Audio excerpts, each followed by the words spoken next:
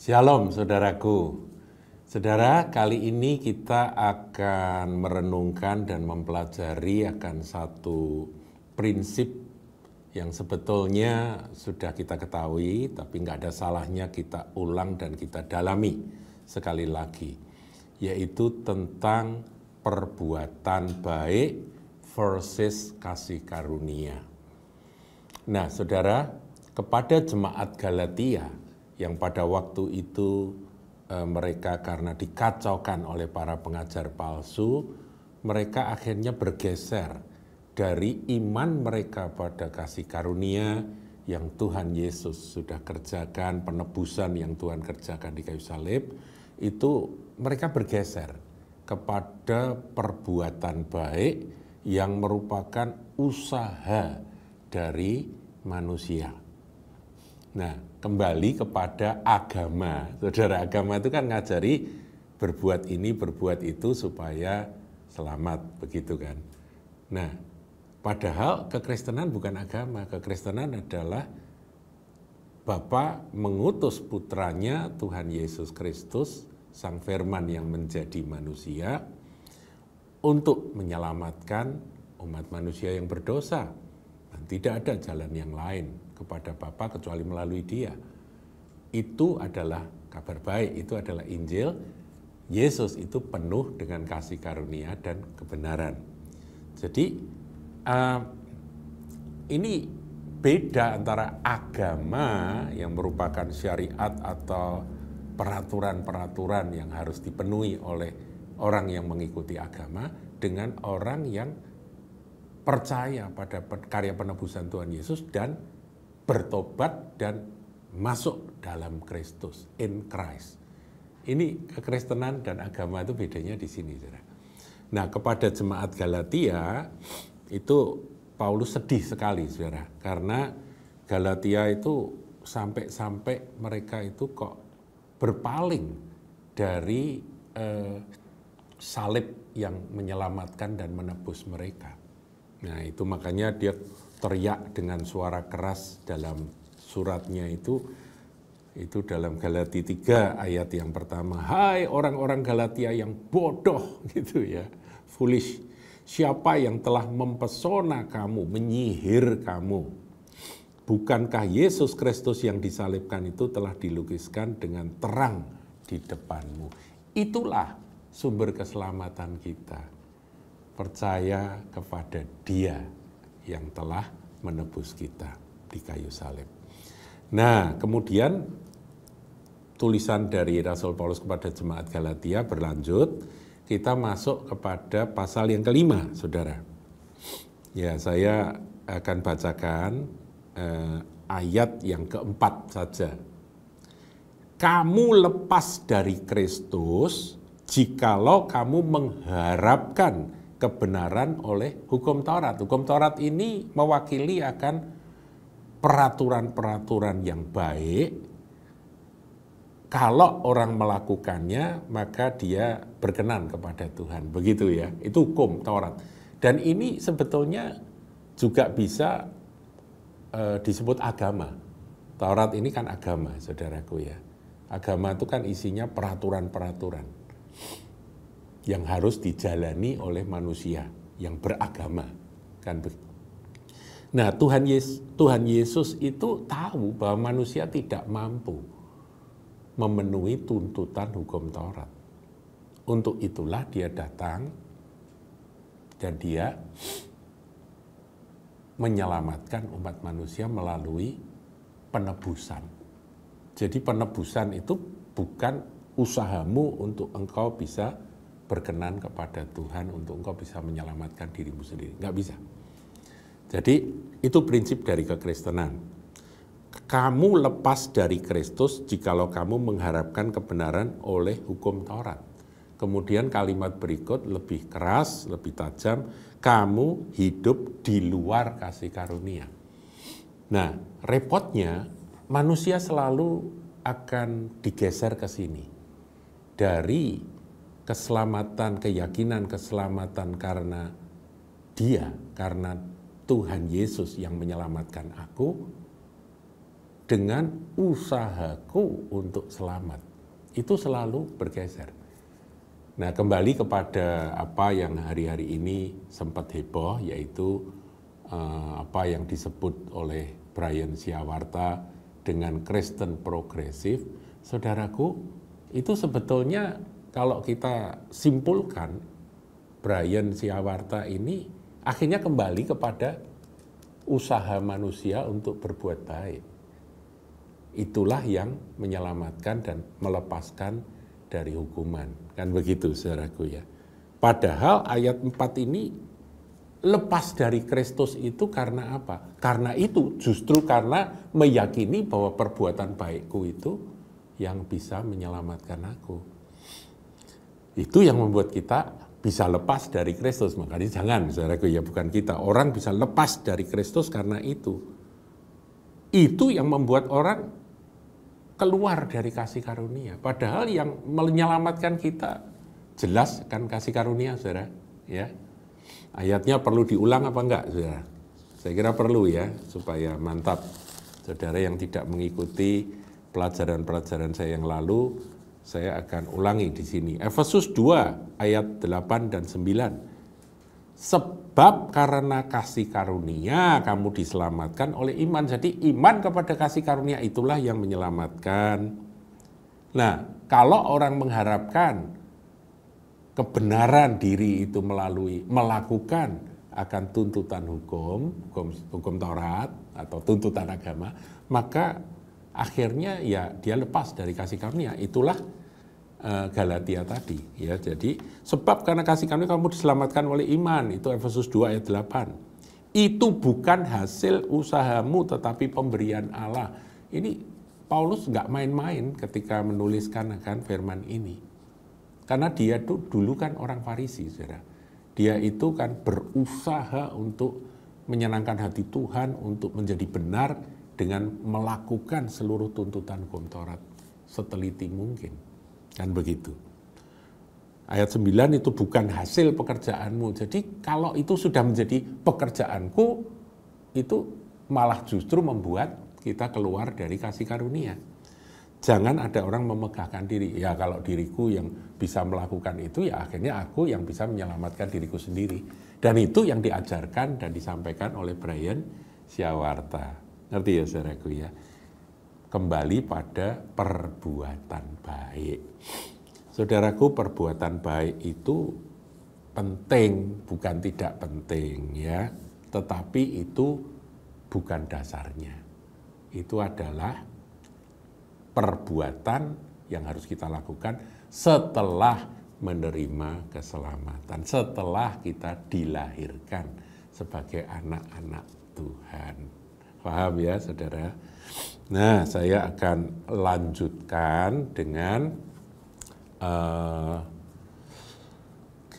satu perikop yang sering membuat bingung orang Kristen, yaitu tentang orang muda yang kaya.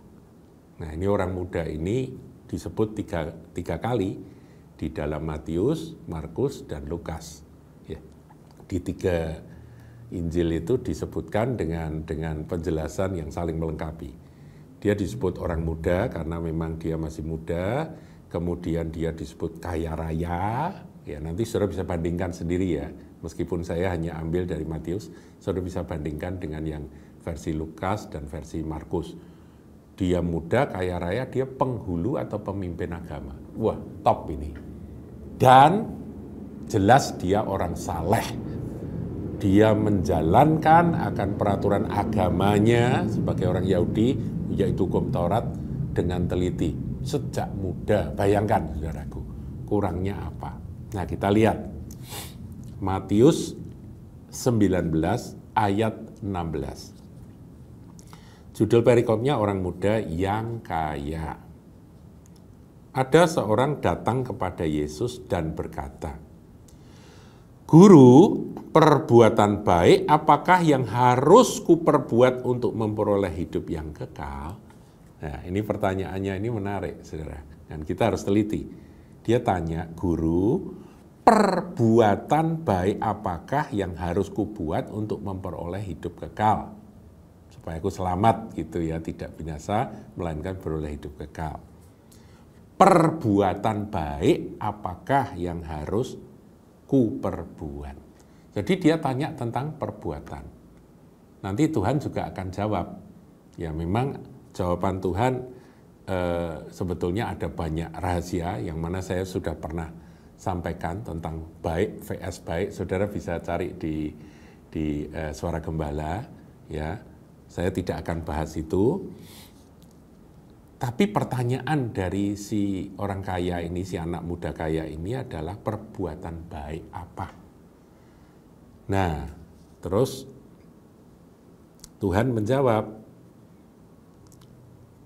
apakah sebabnya engkau bertanya kepadaku tentang apa yang baik? Hanya satu yang baik. Ya, satu yang baik. Sebetulnya baik itu asalnya cuma satu, yaitu dari Bapa melalui Yesus, firman-Nya, ya dikerjakan oleh Roh Kudus. Ya kebaikan itu sebetulnya hanya milik Tuhan gitu. Tetapi jikalau engkau ingin masuk dalam hidup, turutilah segala perintah Allah. Nah, karena dia tanya tentang perbuatan, jawaban Tuhan ya, lah kan ada perintah-perintah Allah. Yesus sebagai seorang rabi Yahudi tentunya mengatakan, ya kamu turuti aja aturan-aturan di dalam agama kita, kan gitu ya, sebagai orang Yahudi. Kata orang itu kepadanya, perintah yang mana? Yesus bilang, detailkan saja oleh Tuhan Yesus, jangan membunuh, jangan berzina, jangan mencuri, jangan mengucapkan saksi dusta, hormatilah ayahmu dan ibumu, dan kasihlah sesamamu manusia seperti dirimu sendiri.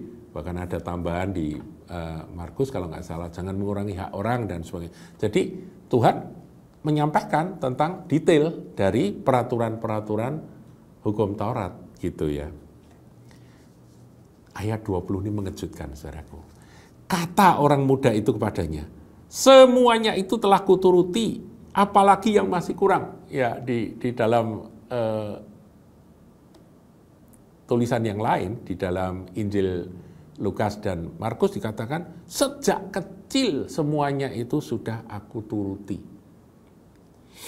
Ayat 21, kata Yesus kepadanya, jikalau engkau hendak sempurna, pergilah, jualah segala milikmu, dan berikanlah itu kepada orang-orang miskin, maka engkau akan beroleh harta di sorga, kemudian datanglah kemari dan ikutlah aku.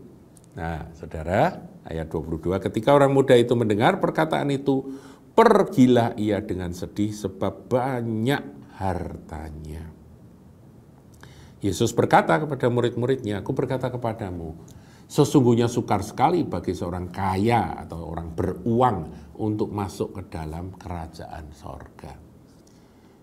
Sekali lagi aku berkata kepadamu, lebih mudah seekor unta masuk melalui lubang jarum daripada seorang kaya masuk ke dalam kerajaan Allah. Ayat 25, ketika murid-murid mendengar itu sangat gemparlah mereka dan berkata, jika demikian siapakah yang dapat diselamatkan? Saudaraku, kehebohan, kegemparan dari murid-murid yang menyaksikan dialog dari Tuhan Yesus dengan penghulu agama muda kaya itu, saudara, itu membuat mereka benar-benar gempar loh, saudara, ya kan? Sampai-sampai Tuhan berkata sebelum kegemparan itu terjadi, Tuhan berkata, unta masuk lubang jarum itu lebih sulit daripada orang kaya masuk kerajaan Allah. Waduh, mereka langsung stres. Mereka berkata, jika demikian siapakah yang dapat diselamatkan? Nah, kemudian Tuhan Yesus mengakhiri akan perikop ini dengan kalimat ayat 26. Coba ditampilkan, kita baca. Yesus memandang mereka dan berkata, bagi manusia hal ini tidak mungkin atau mustahil, tetapi bagi Allah segala sesuatu mungkin. Nah, saudaraku, sebetulnya Tuhan Yesus itu ingin mengajar melalui perikop ini, bahwa kalau engkau mengharapkan keselamatan melalui perbuatan, itu terlalu berat. Dan itu tidak mungkin, itu seperti unta masuk lubang jarum. Orang yang sebaik anak muda kaya yang soleh ini, itu pun ternyata gagal. Akhirnya dia meninggalkan Tuhan Yesus. Tuhan itu tahu, saudaraku, kebaikan manusia itu seberapa sih? Sebaik apa sih? Dan itulah yang ditangkap oleh Rasul Paulus tadi sudah saya sampaikan. Ya, ulang lagi ya saudaraku ya, ulang lagi. Dikatakan, kamu lepas dari Kristus jikalau kamu mengharapkan kebenaran oleh hukum Taurat. Orang muda kaya, penghulu agama kaya itu, dia mengharapkan kebenaran oleh hukum Taurat. Tapi dia tidak puas. Dia sudah melakukan semuanya, dia toh datang pada Tuhan Yesus dan bertanya, apalagi yang harus kuperbuat? Nah, Tuhan lihat, nah, sudah, ini lepaskan hartamu. Dia sedih, dia berduka, ternyata dia terikat pada harta. Jadi Tuhan berkata, aduh, kalau kamu pakai kekuatanmu sendiri, sudah mustahil. Itu yang Tuhan mau sampaikan. Usaha apapun mustahil. Saudara, saya ingin sampaikan pada Anda, siapa kita ini? Sebaik apa kita ini bisa menjadi orang baik? Saya tidak katakan bahwa kita tidak harus berlomba-lomba. Kita harus berlomba-lomba dan harus maju terus menuju kebaikan, keserupaan dengan karakter Kristus. Itu harus kita kejar. Tapi di samping itu, kita pun juga harus menyadari siapakah kita ini, manusia berdosa. Daging, saudaraku, terjual pada daging. Jadi kita ini sebetulnya, ya makanya di Perjanjian Lama dikatakan bahwa kebaikan kita adalah kain kotor. Rasul Paulus tahu, Rasul Paulus sudah berjuang, saudara, sudah berjuang habis-habisan untuk mengejar akan perbuatan baik menurut hukum agama. Dan akibatnya malah dia jadi orang-orang yang fanatik dan hati nuraninya rusak, maka malah dia jadi pembunuh, saudara. Pembunuh orang-orang Kristen yang dianggap penyesat. Itu Paulus, saudara, memenjarakan orang-orang Kristen sampai mereka dihukum. Nah, itulah Rasul Paulus. Tapi dia jumpa dengan Sang Kasih Karunia. Dan dia tahu bahwa itu semua sampah. Semua yang dahulu kau anggap hebat, kau anggap sesuatu yang mengagumkan, sesuatu yang aku banggakan, sampah semua. Dan sekarang Paulus hanya bergantung pada kasih karunia Tuhan Yesus Kristus. Dan di dalam Kristus dia menghasilkan buah-buah pertobatan, buah-buah kasih.